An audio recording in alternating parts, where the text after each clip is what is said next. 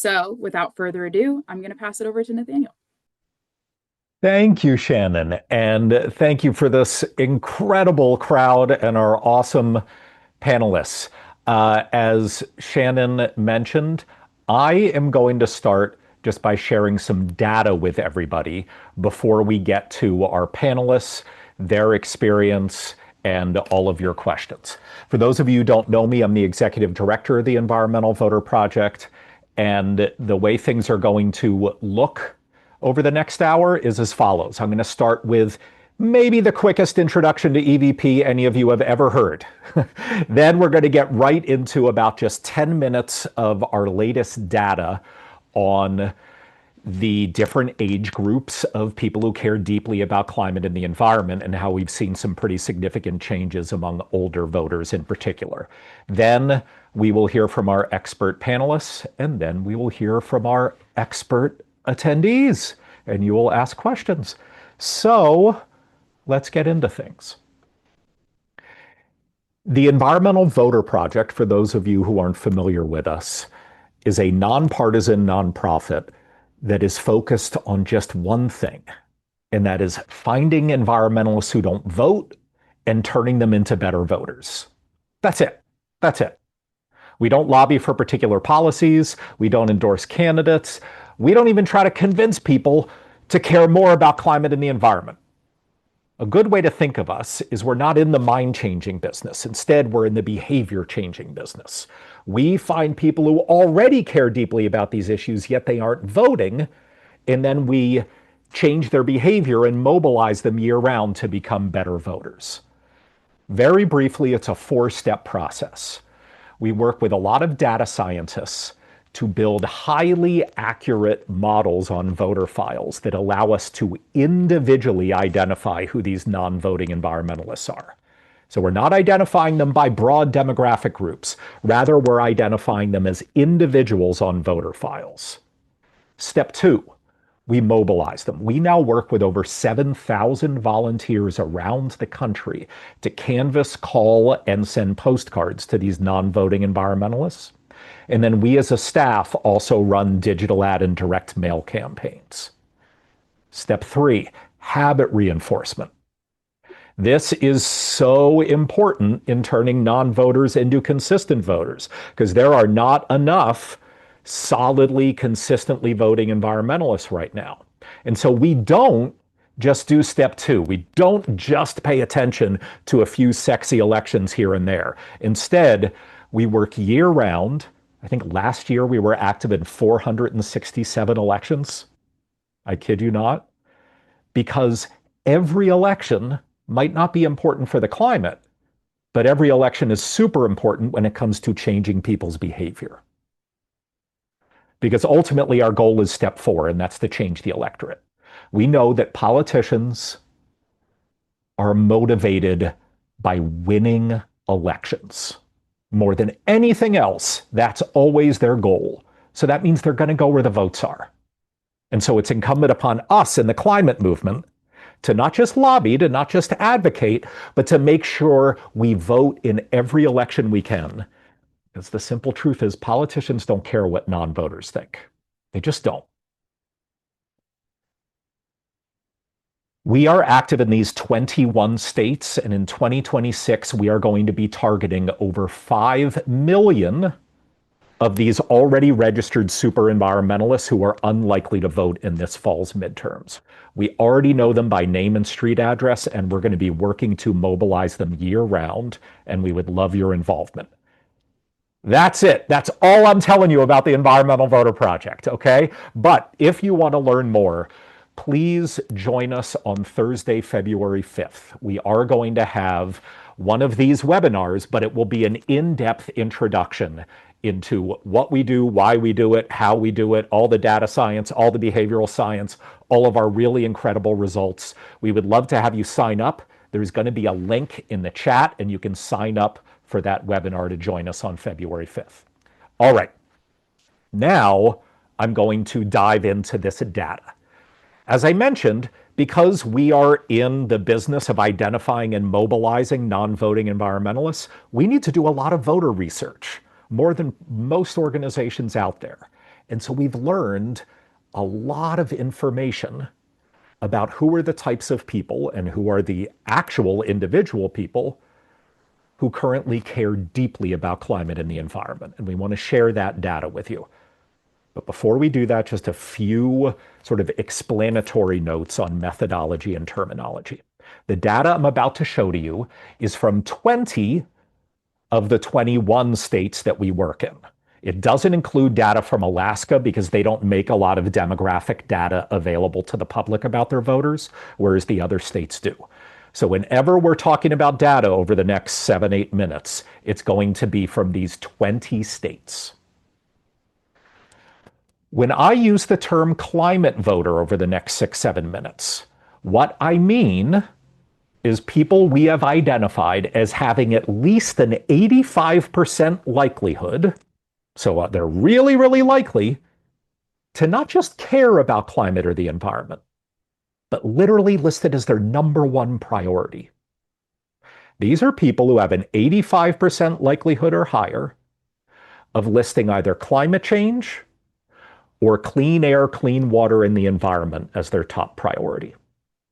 Again, if you want to learn more about how we collect this data and how we identify voters, please do. You can go to our YouTube page. We've got an entire video just about how we identify voters, and we would love to have you on February 5th at that Intro to EVP webinar. Finally, I'll just say I'll be bringing up voter race and voter sex throughout the next few minutes. Whenever I do that, we are using terminology from the voter file. All right. What is the headline in this data that we have seen? Older voters, so voters age 65 and older, are now the single largest age group of climate voters in the United States. And again, that's using that definition that I just mentioned. These are people who are likely to list it as their number one priority. It's a big deal. I think that cuts against the stereotype that most people have in their minds about who the typical climate activist or climate voter is. All right. Let's think about that universe of climate voters. So if we look at this universe of people who are really likely to list climate as their top priority, you'll see that over a third of them are 65 and older. The smallest age group, at only 19% of climate voters, is 18 to 34-year-olds. That has changed a lot recently. And a lot of it, as you'll soon see, is due to young men being much, much, much less likely to list climate as the top priority now. So it's not young women who are leading to those low numbers, it's young men. All right, instead of looking at the universe of climate voters, let's look at something slightly different. Let's look at all voters in each age group. So just to be clear about this now, over on the right here, what this number means is if you look at all voters in these 20 states, age 65 and older, 14.2% of them are likely to list climate as their number one priority. So 1 out of every 7 voters age 65 and older now list climate as their top priority. 1 out of every 7. That compares to 1 out of about 13, 1 out of 12 among the youngest voters. Again, this really cuts against the stereotypes that I think most people have in their minds. And it's really important to climate organizers to understand this. All right, now let's look at how age interacts with sex data, okay? First, I want you to look at the bottom bar here. So the orange squares, these are age groups of male registered voters. The green squares are age groups of female registered voters. And you'll see there are slightly more women registered to vote than men, because women live longer and they make up a slightly larger percentage of the overall electorate and the overall population. But look how much more that skews towards women if you just look at the distribution of climate voters. It skews much, much more towards women. And this is something that we've had other presentations about. The fact that there is this green gender gap, that just women are much, much more likely to list climate as a top priority than men. But what is particularly interesting to this subject today is look how much of that difference is driven by older voters, and in particular, older women. So look at that. Among registered voters, women 65 and up make up 14.5% of the electorate. But among climate voters, it's over 21%. You'll see another big, big difference among women 35 to 49, and a big difference between men age 65 and up. So again, a lot of these differences are being driven not just by women, but by older voters. All right. Again, whereas back here we were looking at climate voters in isolation, now let's look at each age and sex group in isolation. So again, how do you read this chart? If you look at all the way over to the right here, what this is if you look at all women age 65 and older, how many of them list climate as their top priority? 15.8%. It's a huge, huge number. About about 1 out of every 6.5. That's really, really big. I want to point out a few things. I mentioned to you before that although we've seen the number of young voters who list climate as a priority really drop, that is largely due to a gender gap. I use the term gender gap. We're really talking about voter sex, not voter gender. But you'll see it's not all young voters who no longer list climate as a top priority. It's mostly this discrepancy between men and women who are driving those numbers lower. It's a really, really big age gap. And just like overall in politics in the United States, we're seeing young men get very conservative. We're also seeing young men be less and less likely to list climate as their top priority. All right, just 2 or 3 more slides, and then we're going to get to our incredible panelists here. I also want to look at breakdowns, not just of age sex groups, but also of race sex groups among older voters. So how do we read this chart? This green block over here, these are white women 65 and older. White men 65 and older. So everybody on this chart is 65 and older. A few things that I think are interesting here is, again, a really, really high number of older white women who list climate as their top priority, but also older white men. Older black women as well make up a significant part of this group of older climate voters. And another thing that I think is really interesting, you'll see this gender gap persists even when we look at just older voters, except among Asian American and Pacific Islander voters. There's very little gender gap there. There's very little difference between older AAPI men and older AAPI women when it comes to how much they care about climate and the environment. All right, the last data chart I want to share with you is these older climate voters have a significant amount of potential voting power in the upcoming midterms. So how to read this chart? What we did was we took a numerator of these climate voters, how many of them voted in the last midterm election? Because we know that. We've tagged these older climate voters on voter files, and we can see whether they voted or not. Who you vote for is secret, but whether you vote, that's public record. That's the numerator. Then we looked at the denominator, and we made the denominator how many people voted in the last midterm in that state. And so what that tells you is, let's take a state like Arizona. Older climate voters made up 7.2% of all ballots cast in Arizona 4 years ago. That's huge. That's a huge, huge number. The current number Of older climate voters who typically vote in midterms, they're 7.2% of the expected electorate in a place like Arizona. In New Mexico, the number's 12.9%. Florida, 7.5%.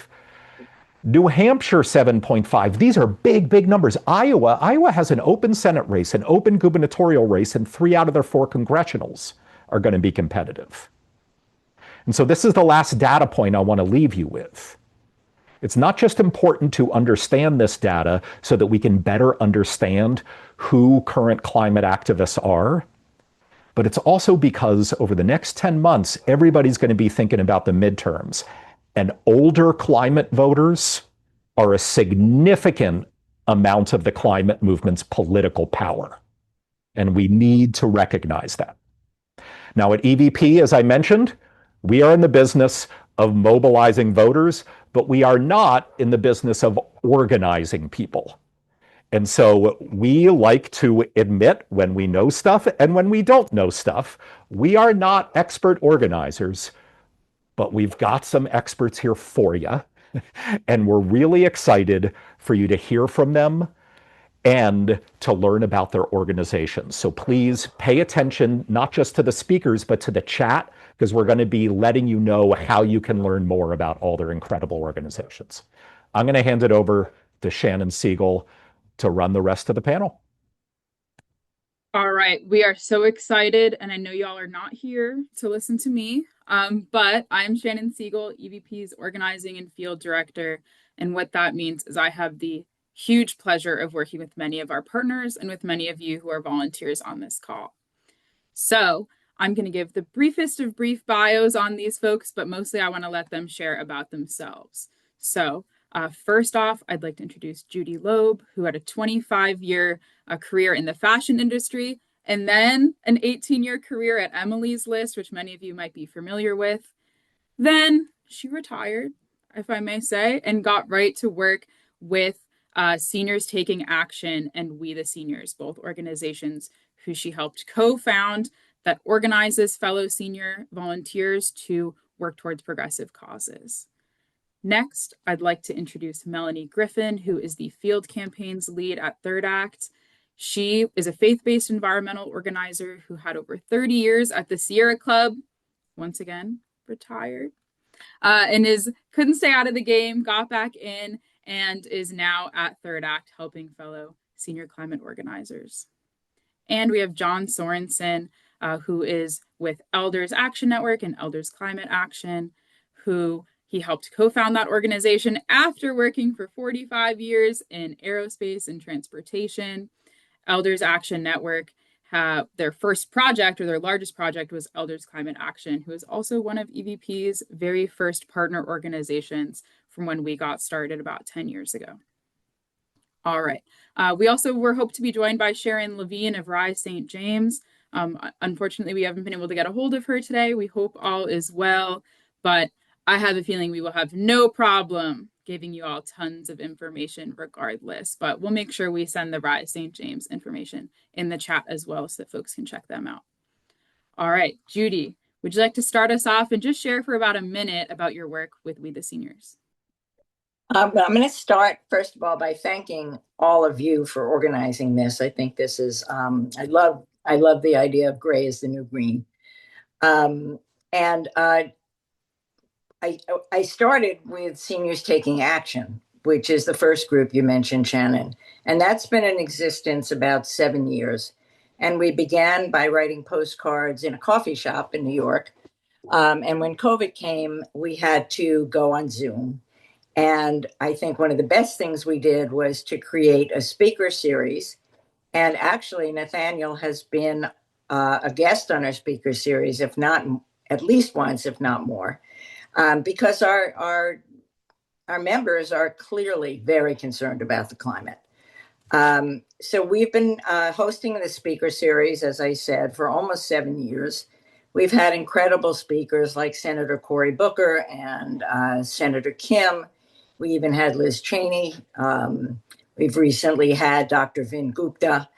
And through these years, the founder of Seniors Taking Action, who is Mary Mulvihill, and I am the president, we met lots of other groups around the country of other senior activists.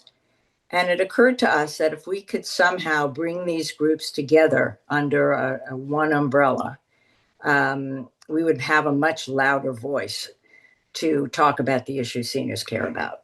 So that was the beginning of We the Seniors. It's only been 4 or 5 months.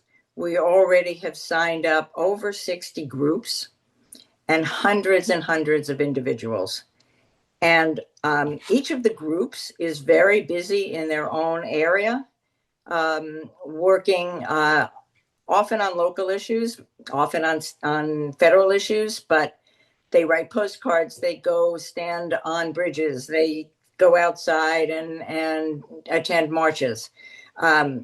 So the work they're doing as grassroots groups is invaluable, but by becoming part of We the Seniors, as I said, we can have a much louder megaphone. And to that end, we feel like we're getting the name out. And panels like this, my participation is just so wonderful for us to have all of your listeners learn about We the Seniors and hopefully join us. So we feel like we've touched a nerve. Seniors are not quite the largest voting bloc yet, but we will be soon. But we are the most reliable voters. 75% of seniors voted in the last election.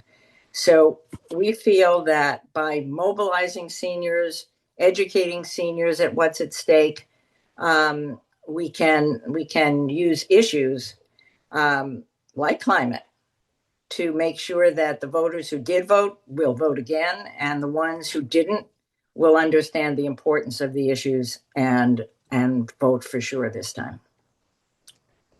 Amazing. Thank you, Judy. And we'll share that sign up link for We the Seniors or where folks can learn more in the chat. All right, Melanie, you're up next. Thank you. It's great to be with you all. I am with Third Act, and Third Act was founded a little over 4 years ago by Bill McKibben, a global climate leader and a prolific environmental author. We're a community of somewhat feisty elders, I'd say, people over 60 who organize to protect our climate and our democracy. And we emphasize the connection between those two issues because if people are not active on behalf of a strong democracy, we are not going to have the power to stem the climate crisis. And that connection grows more and more crucial as our democracy teeters, frankly, and all the climate progress that we've been making is currently being reversed. I saw Beverly in the Q&A was saying that she used to put climate as her #1 issue, but now it's democracy. So she gets that connection. Third Act now has about 110,000 supporters all across the country, and we boost this people power by working mostly in statewide working groups. We have 37 so far, mostly geographic, but we also have affinity groups for educators, creatives, lawyers, retired union folks, and people of faith.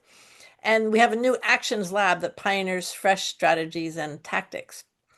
This year, we have an emphasis on fighting authoritarian overreach by harnessing the power of elder narratives and elder activism. So we love storytelling, and we spend a lot of time in the streets these days. Now, because we're blocked from making climate progress at the federal level, we are focused locally. We work to advance solar power by urging municipalities and states to simplify and streamline solar permitting, including plug-in balcony solar, which is a lot of interest around. We also focus on state-level legislation and policies that promote renewables and curtail fossil fuel use. So that is going to include things like stopping methane pipelines and AI data centers, making polluters pay to clean up after climate disasters, and protecting voting rights. And of course, we want to have a measurable impact in the midterm elections to help revive our democracy. That was a pretty impressive map that you put up there, Nathaniel. We'll be registering voters, knocking on doors, writing postcards, making calls, and so on. And as we carry out all these campaigns, we hope to build our base and our power. And so we cultivate joy and kindness and fun. And it's not fun if it isn't healthy. So we're guided by working principles like be kind and be humble and boost others and be inclusive. It's kind of countercultural, I think. We really value working in inclusive partnerships and coalitions like with EVP. Our folks do a lot of work with EVP. And we honor our partners' expertise, like we're hearing about today, as well as the leadership of younger activists and vulnerable frontline communities. So that's a snapshot of Third Act. Thank you so much, Melanie. I am 100% a feisty elder in training, if I may be so lucky. I love that. I love that. Awesome. All right, John, take it away. Okay, well, thank you. Thank you for bringing us together here. I could say ditto and then pretty much, thank you for uh, letting me be the cleanup here, if you will. What I've got to say is ECA, or Elders Climate Action, mobilizes elders to work to end fossil fuel use, extraction and production, and to reduce greenhouse gas emissions to a level consistent with life thriving on this planet.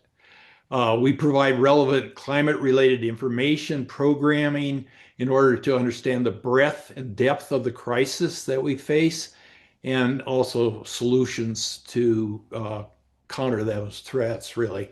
We build connections and collaborate with others and among ourselves, of course, and then other like-minded organizations. We love to partner, and we also strive to work across generations.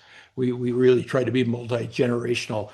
We invite hearing from diverse change makers who are leading the way. We create pathways to actions that are simple and accessible, encouraging folks of all kinds of backgrounds, levels of interest, ability, and understanding to get involved in creating a livable planet for the future generations. We're really concerned about what is this we're leaving to our future generations. So we transition ourselves into renewable energy in our homes and our transportation. We educate ourselves and act accordingly. We work with our local, state, and national governments, more the local and state at this time, as mentioned here. And really, our motto is "Be good ancestors," and that's really what does that mean? And that's what we try to do. So that's it in a nutshell. I have chills hearing from all of you on it. I love it. I love it. So we're going to jump right in. I know we're getting lots of questions from folks already, so I'll kick it off. Judy, I think like some of these other folks joining us, you were inspired to co-found Seniors Taking Action after you had retired. Yes. Can you speak a little about what compelled you to come out of retirement and not just, find ways to volunteer, but to really co-found something? I think even before I spent 18 years at Emily's List, I was always very interested in politics and leadership in this country. So my Emily's List experience certainly cemented that. And I couldn't sit back when Trump was elected the first time, and easily found other like-minded people who were writing postcards to support candidates or organizations like EVP, to try to mobilize voters to vote for Democrats. So what we found is that seniors are incredibly motivated, passionate, and active. And that's why I love the gray is the new green theme, because we have time. Many of us are retired. Most of us are retired. We have some resources. We have expertise. We've lived through so many movements, like starting with the Vietnam War, and lots of us have a long history of demonstrating and being activists. So, and even if you look at the marches that have taken place, you see an awful lot of older faces. So we are a huge segment of the people who are not only upset with what's going on, but we're getting out there and doing things. And even people who are slightly disabled will go out with their walkers or their canes and stand on street corners. So we're finding it's a passionate group, and they want community. They want to be able to join with other like-minded groups, and they want to be. Lots of them want to be told what to do. I can't tell you how many emails every day from people who want to join us, and they say, just tell us what to do and who we can connect with. It's quite a phenomenon. So this is very gratifying to be doing this work, and I know that seniors can be a huge difference in the next elections. And I think really building off of that, John, as another co-founder yourself, can you speak to why climate and the environment was really the first major project of Elders Action Network, and why you think it has such staying power this many years in? Yeah, good. Well, thank you for asking that question. We began Elders Action Network in April of 2014 when 47 of us elders met in Burlingame, California for 3 days to kick off the organization. We did not have a name, nor were we incorporated at that time. We only knew that we each wanted to work together to give back in some way to our communities, and that America's environment and social justice issues could really use our help. So during that meeting, we split into several small groups to brainstorm, what is it we want to do? Because we didn't really have a project to get started with. And at one point, two participants, Paul Severance and Gary Cornell from Indianapolis, came to me with their idea. They said, why don't we, first of all, they said the second Sunday of every September is Grandparents' Day. And so why don't we go to Washington, D.C. on Grandparents' Day and meet with members of Congress and ask them to enact something meaningful in terms of legislation to mitigate the threat of climate change. And I thought that sounds like a pretty good project, but in turn I said, well, yeah, let's do that. You guys go plan it, okay? And so I had said, we needed to get that organized. Well, what I didn't know was that Paul Severance had a background in community organizing. And he immediately started to plan the project. So he coined the name Elders Climate Action. He chose a logo. He inspired starting a website, and he built a team to proceed. And so we were off and running from that point on. A year later, in September of 2015, 85 of us did go to Washington, D.C. We immediately got into trouble because we did a flash mob. A bunch of elders in Union Station in Washington, D.C. at morning rush hour. Thereafter, we talk about fun. That has always been part of what we want to do, is have fun while we're doing this. So anyway, we met with 43 members of Congress and got inspired by that. And after that, we just continued to grow. People would show up. More and more people started hearing about the threat of climate change and global warming. It kept on getting worse. And so people show up and say, what can I do? I want to get involved. And that's how it happened. We since then have grown to nationwide in our organization.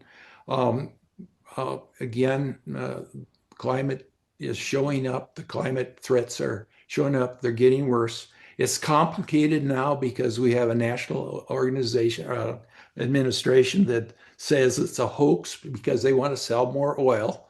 But, that makes us work harder. We also have created a partner action we call Elders for Sound Democracy. And what we're finding is that elders they make that connection. You have to have a good democracy to have good legislation, and so they go hand in hand.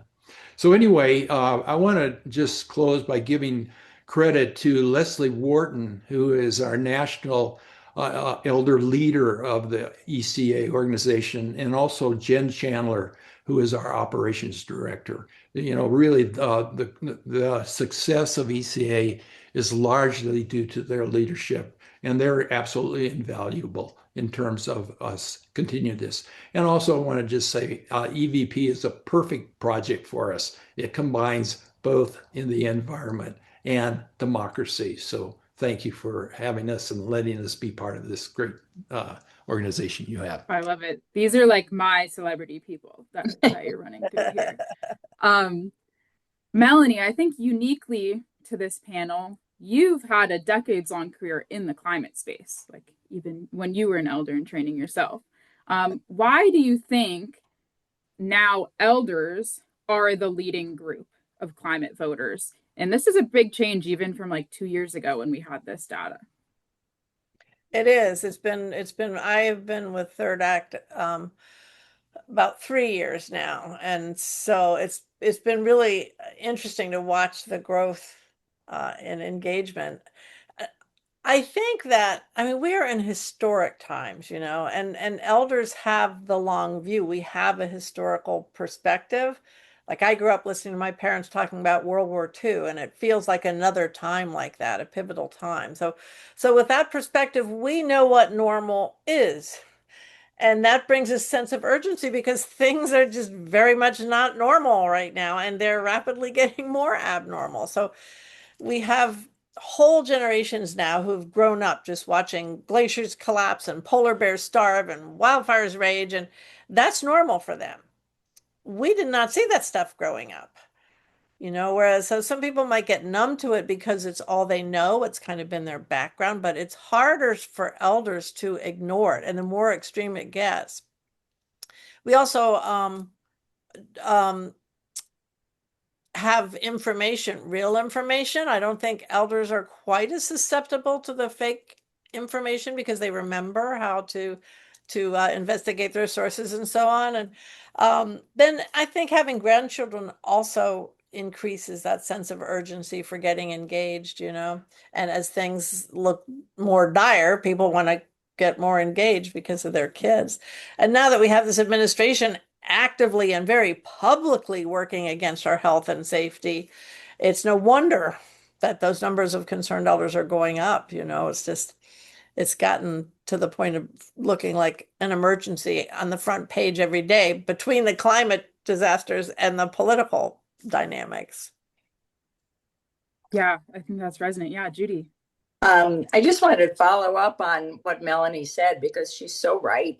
That we have the historical perspective. And we as seniors lived through lots of time where government worked for us and did good things.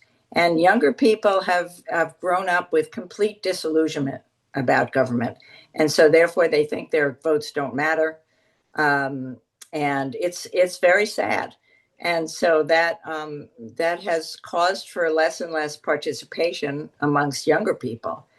But we older people participate in huge numbers. And I think that historical perspective is a big part of it.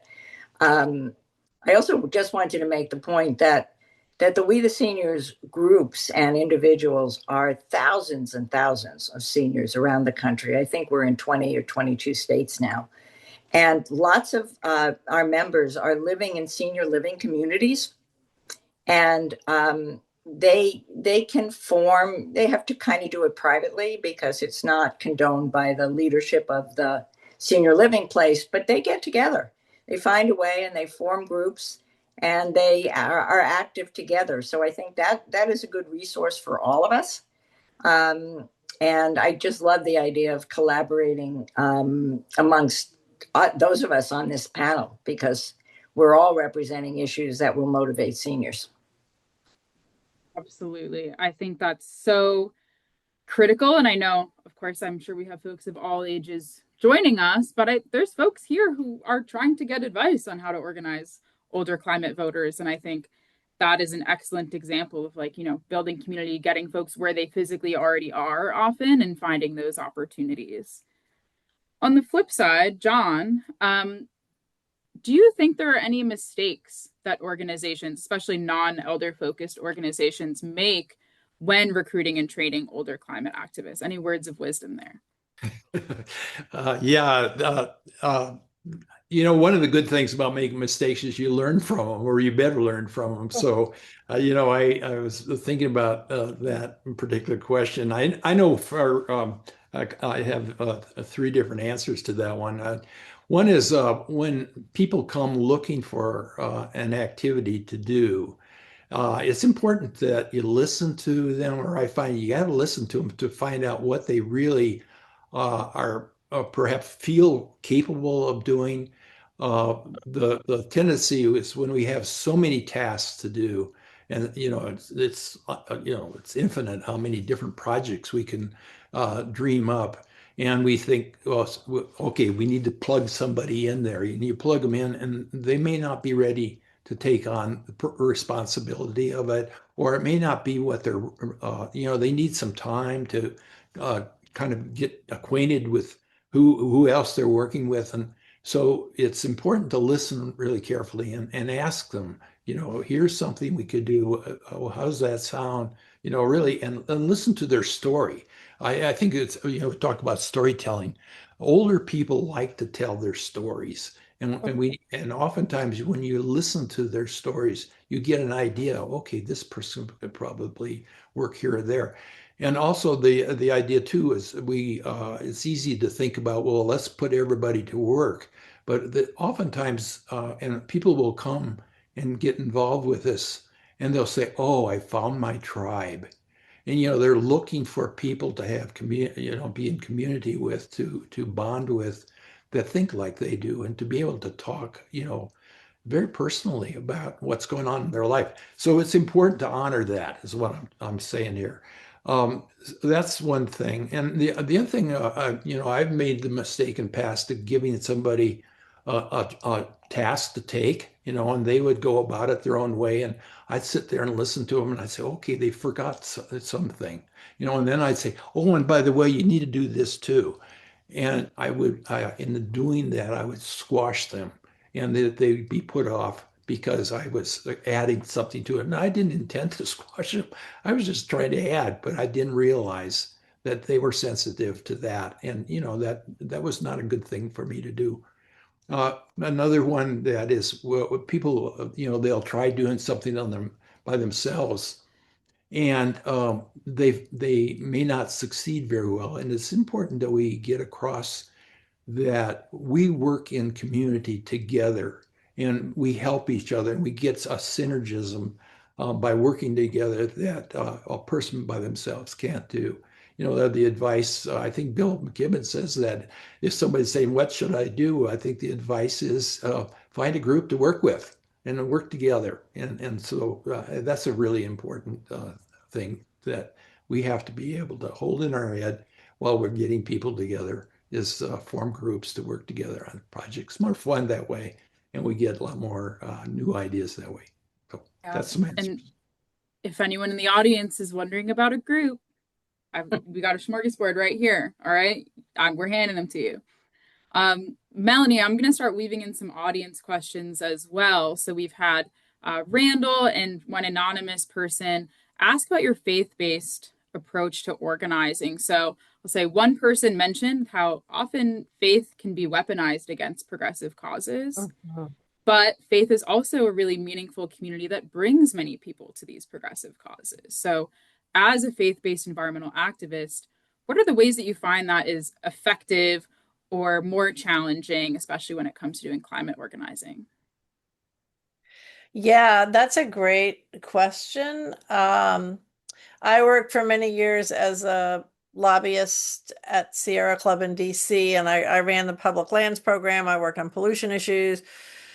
I did our outreach program, which included outreach to faith communities, which is fun for me because I was able to bring those sort of two parts of myself. They were separate, the environmental part and the faith part. And at that time, that was, I guess, the late 80s, I started to come together and meet other progressive people of faith who were motivated by creation care, as they've called it, and that was a really wonderful moment to say, oh, there's a whole movement we can build on now, and now it's really quite dynamic and large.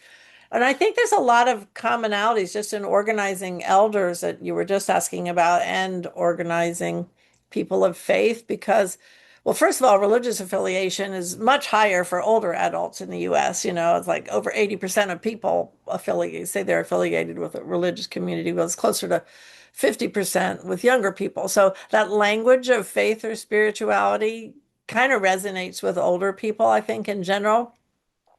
But even for non-religious elders, I think there are commonalities like elders, both elders and people of faith are perhaps more reflective about life as a whole, about their purpose, their meaning, what am I here for, you know, so maybe especially values driven.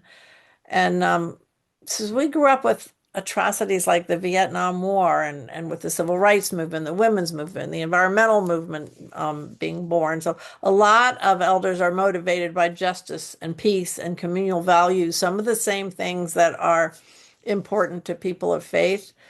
And I think now hope is especially important to everybody, but to both groups of elders and faith-based people. And as is devotion to commitment to community, like John was just saying, those are strong motivators and values for both elders and people of faith. But I noticed somebody in the Q&A was talking about, you know, the Bible's calling for stewardship and it is true that the religious, at least Christian community is just as divided as everybody else politically. And there's some good books about how intentional that effort was on the part of the extreme right wing to pull off and sort of weaponize the evangelicals. They didn't used to be that engaged with this kind of thing. And it was an intentional effort to do that, sort of to offset the more progressive social justice oriented communities of faith. And it worked. Yeah. Yeah, absolutely. And I think I might volley it right back to you, Melanie, because that ties into a great question that we have from Mary, but I'd love Judy for you and John to weigh in as well. So, how are your organizations or your efforts or your ethos around organizing, mobilizing folks for really environmental justice or social justice more broadly? So, is that part of what you do, especially in diversities of identities, race, perhaps immigration status, age, all of those different avenues? Yeah, that's a great question. It is as I mentioned up top, that our partnerships are really base that on inclusiveness, and we very much honor and value the frontline communities and look to them for leadership of what's good in their communities and how we can walk alongside them and help them. I think historically, sometimes the environmental community has, been the big white environmental community that kind of jumped in front and told everybody what they should do, and those days are long gone. And so really we got started sort of because young folks said, step up, help us along and walk with us. And we don't have credit cards. We can't affect Wall Street, in Washington. So Bill McKibben was sort of wise enough to move from his role of starting 350.org, which was way more youth-centered, into the elder organizing. So I think that's really been sort of historic to see that shift. Yeah. John or Judy, do you have anything you want to add in there? Yeah, Go ahead. Oh, go ahead, Judy.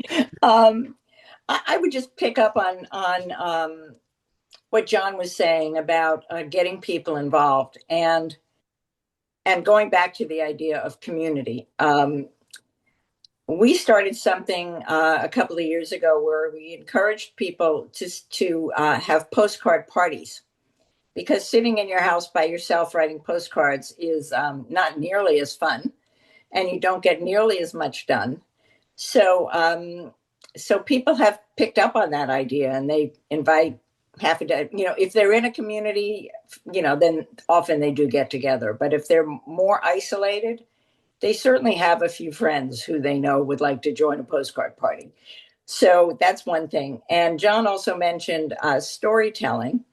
And one of our seniors, who is a retired videographer, has offered to do a workshop for us on storytelling. because storytelling, like John said, is the most compelling way to move people. And seniors do like to tell stories. And some of us have made videos with grandchildren or a younger person just discussing the issues. So there are techniques of engaging seniors, bringing them together, and they love it because they want the connection. We're in the process of building a map, finding out what cities everybody lives in, and then connecting people so that they can network with folks near them that they might not know. So that's another technique we're using.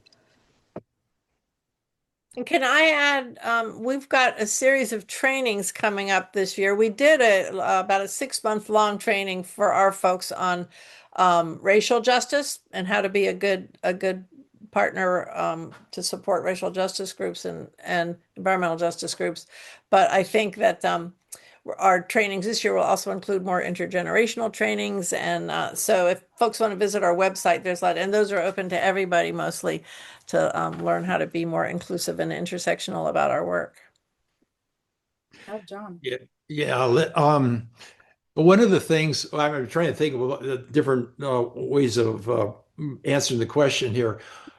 We have a Wisconsin chapter that has, and Wisconsin has a lot of rural areas that don't have regular newspapers or, with PBS shutting down and so forth. What these small communities in Wisconsin have is something they call shoppers. It's when you go to the grocery store, you get a piece of paper of some sort that has, here's all the bargains you can get on it and so forth. But you have people can put articles in those shoppers. And so we are got a project going on in our Wisconsin chapter of learning how to write letters to the editor, but in specifically putting a 150 word article in the shopper that people can read while they're picking out their groceries or sometime saying why voting is important, what do you need to think about, and in terms of that, what's going on with our communities, whether it happens to be climate or democracy or economic injustice, whatever it might be. But that's a whole new way of connecting with a group of people that don't normally have a way of finding out what's going on in the world. And then I would say the other thing too is we were making a real effort to get out the vote for people that are not normal voters or are suppressed in some way.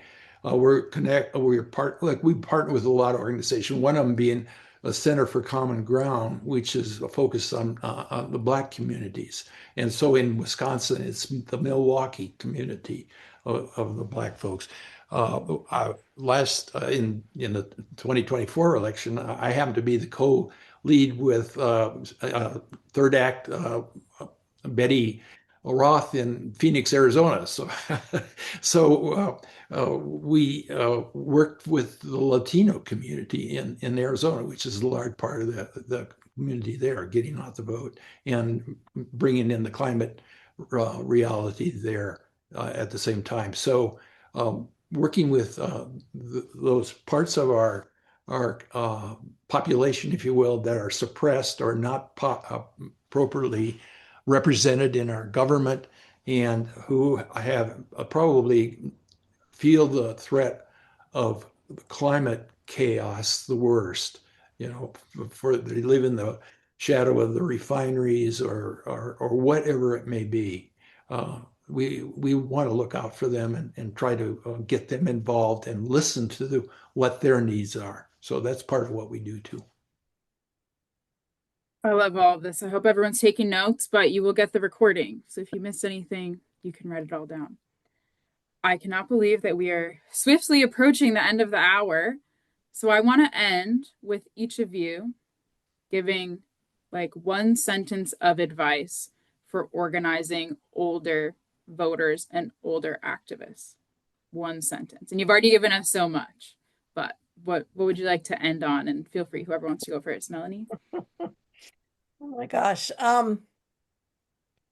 not exactly one sentence, but close. I won't stop you. John already said it. Just not to make assumptions about elders, don't stereotype them, really take the time to get to know them as individuals, and relational organizing and respect is even more important with elders than with the regular population.